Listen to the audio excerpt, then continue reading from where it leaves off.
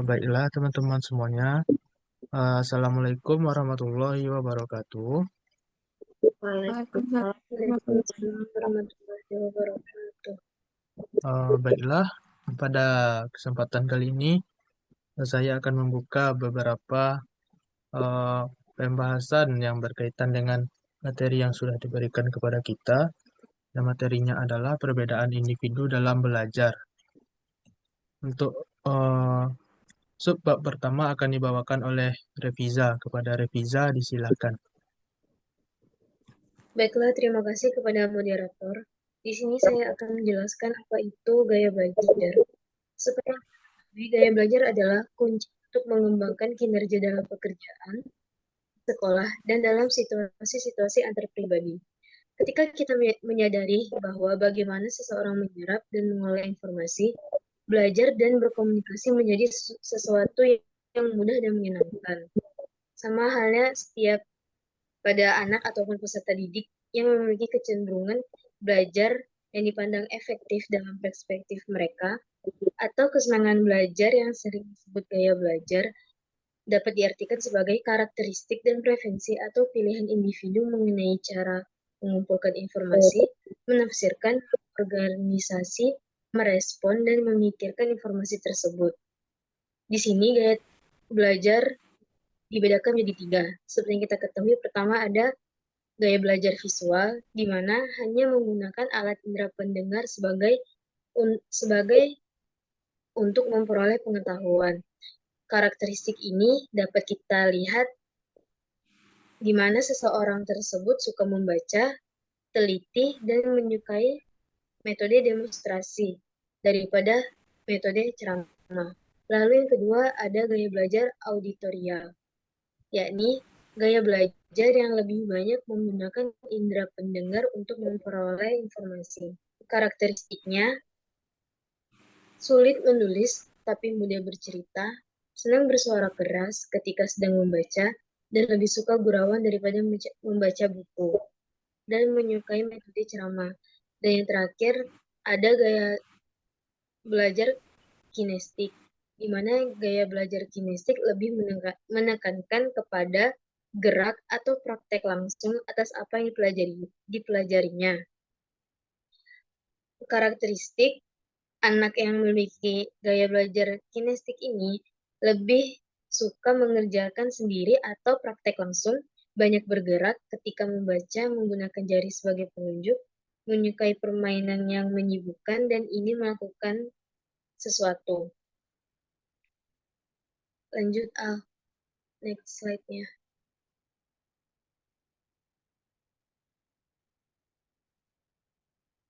Lalu yang kedua ada jenis-jenis gaya belajar dan berpikir. Di sini terdapat 2. Yang pertama itu impulsif dan reflektif. Impulsif ini dia lebih memakan lebih banyak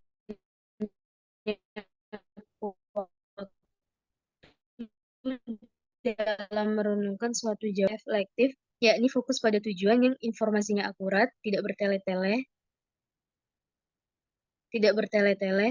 dan menentukan sendiri kemana arah tujuan belajarnya. Lalu yang selanjutnya ada mendalam, bukan gaya belajar, maaf. Ada yang mendalam dan dangkal. Yang mendalam ini maksudnya ia dapat memahami serta memberikan makna yang perlu diingat. Ada juga yang dangkal, yakni gaya belajarnya pasif. Artinya dia hanya mengingat, bukan memahami ataupun memberikan makna kepada suatu apa yang sedang dipelajarinya. Baiklah, sekian dari saya. Akan saya kembalikan kepada moderator. Baiklah, terima kasih kepada Reviza atas penjelasannya. Jadi, dapat disimpulkan bahwa terdapat 3 gaya belajar, yaitu gaya belajar menggunakan auditorial, visual, dan kinestetik. Mungkin pada PPT ini penulisan kinestetiknya kekurangan huruf atau typo, jadi ditulis kinestik. Baiklah, mungkin untuk kepada Mutiara Jamil untuk membacakan materi selanjutnya. Pada Mutiara Jamil, disilahkan. Baiklah, saya akan menjelaskan materi tentang kepribadian dan temperamen gaya belajar anak. Yang pertama itu saya akan menjelaskan tentang kepribadian. Kepribadian atau yang biasa dikenal dengan personality adalah pemikiran, emosi, dan perilaku tertentu yang menjadi ciri dari seseorang dalam menghadapi dunianya. 5 faktor utama dalam kepribadian yaitu ada openness, conscientiousness, extrovertness, agreeableness, dan neurotic. Yang pertama itu ada openness atau keterbukaan kepada pengalaman, yang mana memiliki ciri-ciri imajinatif atau praktis, tertarik pada variasi atau rutinitas, independen atau mudah menyesuaikan diri terhadap lingkungannya. Yang kedua yaitu ada constitutionalness atau kepatuhan. Ciri-cirinya itu rapi atau tidak rapi. Perhatian atau ceroboh, disiplin atau impulsif. Yang ketiga yaitu extroversion, keterbukaan secara sosial atau menyendiri, suka bersenang-senang, suka kasih sayang atau sebaliknya. Yang keempat yaitu ada agreeableness atau kepekaan nurani. Biasanya kepribadian ini berhati lembut, percaya, serta kadang-kadang ada yang curiga. Membantu. Yang kelima ada neurotis atau stabilitas emosional. Memiliki ciri-ciri tenang, merasa aman, dan puas terhadap dirinya sendiri. Menurut konsep interaksi orang, situasi cara terbaik untuk karakterisasi kepribadian individu bukan hanya berdasarkan pada ciri-ciri bawaan personalnya atau karakter saja, namun juga dengan situasinya. Interaksi orang atau situasi adalah pandangan yang menyatakan bahwa cara terbaik untuk berkonseptualisasi kepribadian bukan hanya dari segi ciri atau karakteristik personal saja, tetapi juga dari segi situasinya. Kesimpulannya, jangan menganggap bahwa kepribadian itu akan selalu membuat seseorang berperilaku tertentu di semua situasi atau konteks situasi. Yang kedua yaitu temperamen. Temperamen adalah gaya perilaku seseorang dan cara khasnya memberi tanggapan atau respon. Klasifikasi yang paling terkenal adalah klasifikasi pada kepribadian dan jenis tipe-tipe kepribadian. Ada 3 jenis tipe kepribadian. Yang pertama yaitu anak muda atau sering disebut dengan easy child. Biasanya memiliki mood yang positif, cepat membangun rutinitas, dan mudah beradaptasi dengan lingkungan baru. Yang kedua yaitu anak yang sulit beradaptasi atau difficult child. Cenderung bereaksi negatif, agresif, kurang kontrol diri, dan lamban menerima pengalaman baru. Yang ketiga yaitu anak lamban bersikap hangat atau slow to warm up child. Biasanya beraktivitas lamban, agak negatif, menunjukkan kelambatan dalam beradaptasi terhadap lingkungannya. Sekian materi dari saya kembalikan kepada moderator. Baiklah, terima kasih kepada Mutiara Jamil atas penjabaran materinya. Jadi dapat kita lihat bahwa dalam gaya belajar itu perlu memperhatikan kepribadian dan temperamen siswa karena kita sebagai calon guru tentunya harus mengetahui kedua aspek tersebut agar dalam proses pembelajaran dapat berlangsung dengan lebih lancar sehingga pembelajaran tersebut tidak hanya terbatas kepada satu siswa saja tetapi bisa mencakupi semua siswa yang memiliki kepribadian dan temperamen yang berbeda. Selanjutnya, materi ketiga yang akan dibacakan oleh Hanum.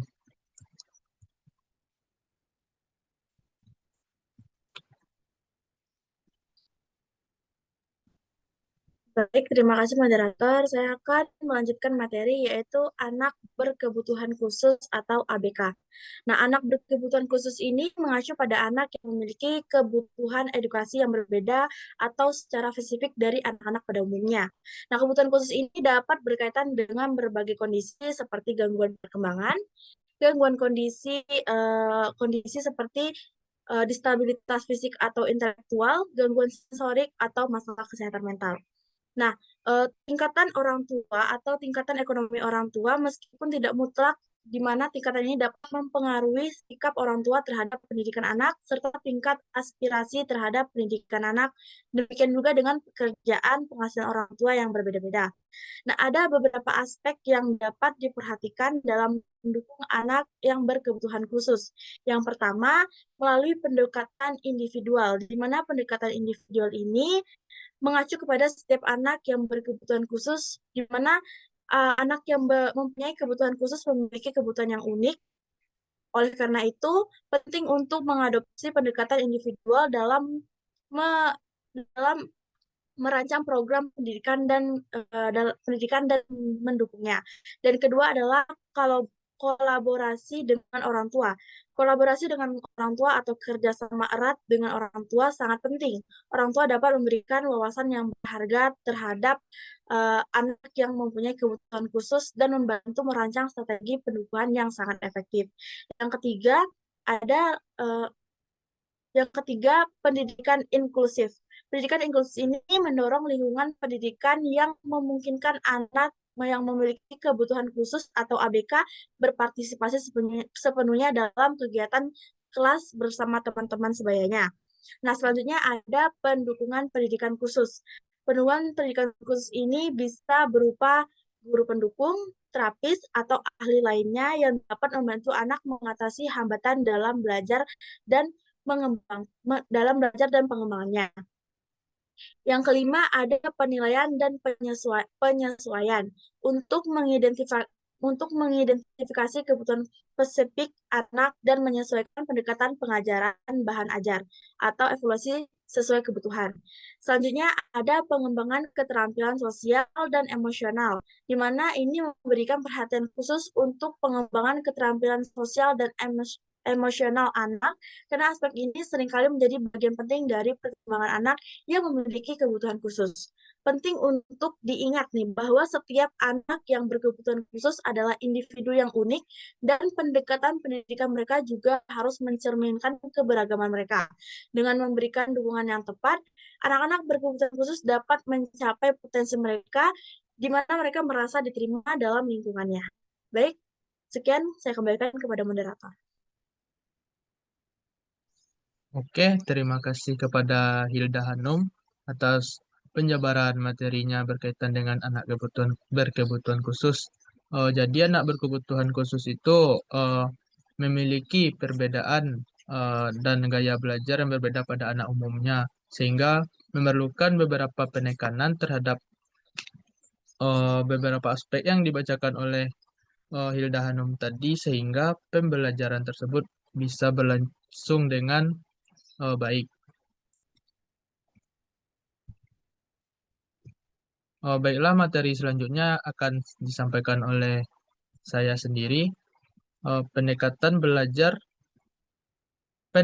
pembelajaran sesuai gaya belajar individu. Yang pertama adalah dalam pembelajaran tersebut terdapat beberapa keberagaman yang harus dipenuhi agar kebutuhan belajar peserta didik dapat atau kelompok kecil dari pola pembelajaran yang lebih khusus bisa dilakukan dengan baik. Baiklah, ada beberapa poin yang terdapat di dalamnya. Yang pertama adalah kelas dengan kondisi peserta didik yang beragam. Artinya, peserta didik yang beragam, guru maupun peserta didik yang memahami materi, memahami cara mengelompokkan peserta didik, dan cara mengakses pembelajaran dengan elemen kelas lainnya merupakan alat yang bisa digunakan dalam berbagai cara untuk menunjukkan keberhasilan individu dan seluruh kelas. Yang kedua adalah hasil penilaian efektif dan terus-menerus dari kebutuhan belajar. Artinya, setiap proses pembelajaran yang berlangsung haruslah ada evaluasi dan penilaian efektif sesudah pembelajaran tersebut dilangsungkan. sehingga apabila ada kekurangan ataupun yang perlu dirubah, bisa dievaluasi sehingga kekurangan tersebut bisa ditutupi untuk pembelajaran selanjutnya. Dan selanjutnya adalah mempunyai pekerjaan yang sesuai. Artinya meletakkan eh, barang itu di pada tempatnya. Misalnya misalnya dia adalah lulusan lulusan pendidikan sosiologi. Artinya eh, dia seharusnya bekerja sebagai tenaga pengajar di ranah sosiologi. Sehingga apabila hal tersebut dilakukan, tidak akan terjadi miskom dalam pembelajaran yang berlangsung di dalam kelas. Yang selanjutnya adalah bekerja sama dalam pembelajaran. Artinya ada kesinambungan antara guru dan murid dalam melakukan proses pembelajaran. Artinya tidak hanya guru yang memberikan ceramah, tetapi juga datang dari muridnya sendiri yang menciptakan kelas itu menjadi aktif sehingga pembelajaran tersebut dapat berlangsung dengan cara yang tidak monoton. Dan selain itu juga guru juga harus membantu siswa dalam melakukan tugas atau membuat kelompok-kelompok kecil dalam kelas tersebut untuk membagikan atau memberikan eh, masalah sehari-hari yang diselesaikan oleh para murid tersebut. Sehingga apabila murid tersebut memberikan feedback yang bagus terhadap permasalahan yang diberikan oleh guru itu, maka pembelajaran bisa dianggap berhasil. Baiklah, sekian dari saya. Saya dan teman-teman eh, pamit undur diri. Apabila ada kesalahan dan kekurangan mohon dimaafkan. Karena kami juga ngantuk dan sudah lelah. Wabillahi taufik wal hidayah. Wassalamualaikum warahmatullahi wabarakatuh. Waalaikumsalam warahmatullahi wabarakatuh.